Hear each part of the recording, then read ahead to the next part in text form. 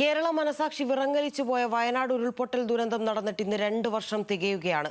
രാജ്യത്തെ തന്നെ ഏറ്റവും വലിയ പ്രകൃതി ദുരന്തങ്ങളിൽ ഒന്നായി മാറിയ മുണ്ടക്കൈ ചൂരൽമല ദുരന്തത്തിൽ 298 ആളുകൾക്കാണ് ജീവൻ നഷ്ടമായത്.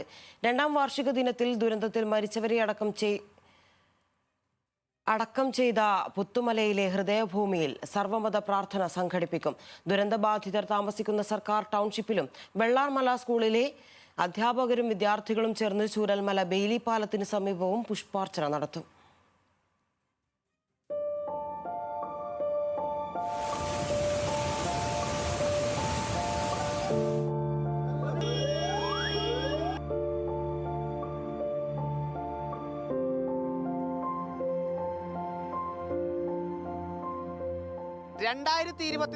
ജൂലൈ മാസം 30-ാം തീയതി അർദ്ധരാത്രിയിൽ ഈ കാണുന്ന പ്രദേശത്തു നിന്നാണ് വെള്ളരിമലയുടെ ഒരു ഭാഗം പൊട്ടി വീണ് പുന്നപ്പുഴയിലേക്ക് ഒഴുകി 100 കണക്കിന് ആളുകളുടെ ജീവൻ നഷ്ടമായത്.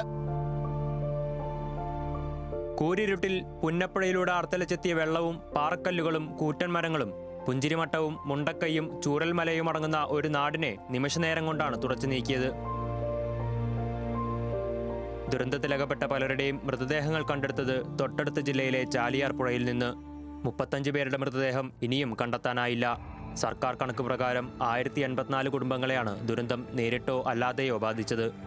ദുരന്ത ദിവസത്തെ ഞെട്ടലിൽ നിന്നും ഇനിയും മുക്തമാകാൻ കഴിഞ്ഞിട്ടില്ല ദുരന്തബാധിതർക്ക്. എൻ്റെ പേരക്കുട്ടി 2 ആളും കടന്നിട്ട് ഇവരെ 3 ആൾക്കും വേണ്ടി ജീവൻ കളയുമ്പോൾ ഓരോരോ മരിപ്പ് എടുത്തെടുത്ത് കൊണ്ടുവന്ന് അവിടെ ഇവിടെ. എൻ്റെ ആങ്ങളുടെ മോള് മാങ്ങുണ്ട് പോയി കിടക്കുന്നുണ്ട്. എന്താ ഒരു കഴുങ്ങിൻ്റെ മേലെ കുറച്ച് കയറോ വള്ളിയോ വന്ന് ചുറ്റിയിട്ട് അവൾ അതിൽ പെട്ട് കിടക്കുന്നുണ്ട്. അവളെ ഭർത്താവ് എൻ്റെ സോളറിലും കാലിലും കയ്യിലും കമ്പിയാണോ എന്തൊക്കെ തട്ടി വെറും മുറിയായി എങ്ങനെയൊക്കെയോ കയറി വന്നു. പിന്നെ എൻ്റെ നല്ലൊരു കൂട്ടുകാരത്തിയായിരുന്നു ബേബി പറയും, അവൾ പോയി. അതേപോലെ ലക്ഷ്മിയെടുത്തി രാമകുട്ടിയേട്ടൻ അവരെ വീടൊക്കെ പോയി, അങ്ങനെ പോയി. പിന്നെ എൻ്റെ ഇപ്പുറത്ത് എൻ്റെ ആങ്ങളേൻ്റെ ഭാര്യയും കുടുംബം അതും പോയി. ഇപ്പുറത്താണെങ്കിൽ ആഴ്ച അടിച്ചു വന്ന് അവരെ കിണറ്റിൽ തന്നെ അത് പോയിട്ടില്ല. ആ മണ്ണും മണലും വന്നിട്ട് ആരും അറിഞ്ഞിട്ടില്ല. അതവിടെ അസി സമത് എന്നൊക്കെ പറയും. അവിടെ ആ കുട്ടിയും പോയി. വളരെ നീറുന്ന വേദനയോടുകൂടിയാണ് ഇന്നും ജീവിക്കുന്നത്. കാരണം അന്നത്തെ ആ ഒരു രാത്രി ജീവിതത്തിൽ മറക്കാനാവാത്ത ഒരു രാത്രിയാണ്. അന്ന് ഞങ്ങൾ കയറി നിൽക്കുന്ന സ്ഥലം നമ്മുടെ വീടിൻ്റെ തൊട്ടടുത്ത് അയൽവാസി ഉണ്ടായിരുന്നു. അയൽവാസിയുടെ വീടിൻ്റെ ടെറസിൻ്റെ മേലാണ് ഞങ്ങൾ നിൽക്കുന്നത്. എൻ്റെ കയ്യിൽ ഒരു വീട്ടിൽ വളർത്തുന്ന ഒരു പട്ടിക്കുട്ടി ഉണ്ടായിരുന്നു. ആ പട്ടിക്കുട്ടിയും നെഞ്ചോട് ചേർത്ത് ഞങ്ങൾ ആ വീടിൻ്റെ മേളിൽ അഭയം പ്രാപിക്കുന്നു.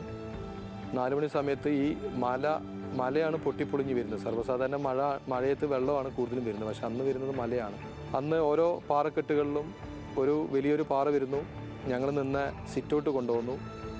അതിനുശേഷം വലിയൊരു മരം കടപുഴകി വരുന്നു.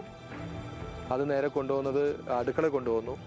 അങ്ങനെ ഓരോ പ്രാവശ്യം ഓരോ സെക്കൻഡുകളിൽ ഓരോ സാധനങ്ങളും വീട്ടിൽ നിൽക്കുന്ന ആ വീടിൻ്റെ സിറ്റൗട്ട് എന്ന് വെച്ച് കഴിഞ്ഞാൽ ടെറസിൻ്റെ മണ്ടിൽ ഞങ്ങൾ നിൽക്കുകയാണ്. ആ നിൽക്കുന്ന ഭാഗം മാത്രമാണ് ബാക്കിയതെന്നുള്ളതാണ് ഏറ്റവും വലിയ. മലയാളികൾ ഒന്നടങ്കം എല്ലാം മറന്ന് ദുരന്തബാധിതർക്കായി കൈകോർത്തപ്പോൾ മുണ്ടക്കൈ ചൂരൽമല നിവാസികൾ അതിജീവനത്തിന്റെ പാതയിലേക്ക് പിച്ചവെച്ചു. സർക്കാരും രാഷ്ട്രീയ സംഘടനകളും സന്നദ്ധ സംഘടനകളും ദുരന്തബാധിതർക്കായി വീടൊരുക്കി.